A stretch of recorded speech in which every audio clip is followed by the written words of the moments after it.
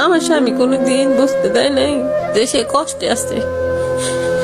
হেরে যদি জিজ্ঞাসা করতাম তুমি খাইছো, সে কইতো হ আজকে বিরিয়ানি খাইছি। এইখানে তো সবসময় অনেক ভালো ভালো খাবার খাই। তো এই লেগে আমি খেলে কইতাম যে আমাকে আজকে ওইটা লাগবে, এইটা লাগবে, আজকে এই টাকা লাগবে। এর জন্য একটা চাপ দিতাম যে টাকা পয়সা মনে হয় তাহলে অনেক ইনকাম করে, আমাকে দেয় না। সে অন্য কোনো জায়গায় মনে কোনো সম্পর্ক কোনো কিছু এইগুলো মনে করতাম।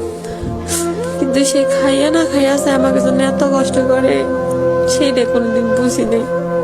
বুঝছি এখন বুঝছি, কিন্তু তারে যে হারাইয়া ফেলছি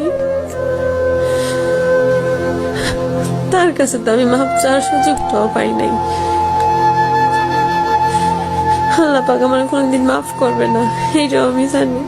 তারপরে আমি আল্লাহর কাছে একটা কথা কই, আল্লাহ পাক যদি আমারেও হরে যদি ফিরাইয়া দিত, যে কিছুর বিনিময়ে একটা বারের জন্য ফিরাইয়া দিত, আমি কোনোদিন ওরে প্রবাসী জীবনে যাইতে দিতাম না। আমি হাজার কষ্ট করতাম, তাও আমি ওর কোনোদিন প্রবাসী